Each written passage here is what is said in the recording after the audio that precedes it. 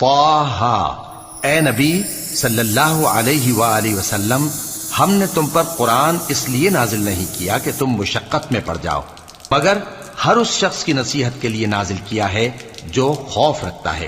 یہ اس ذات کا اتارا ہوا ہے جس نے زمین اور اونچے اونچے آسمان بنائے، یعنی رحمان، جو عرش پر جلوہ افروز ہوا۔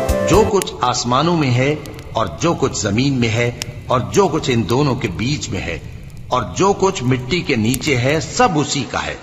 اور اگر تم پکار کر بات کہو تو کیا ہے، وہ تو آہستہ کہی ہوئی اور نہایت پوشیدہ بات تک کو جانتا ہے۔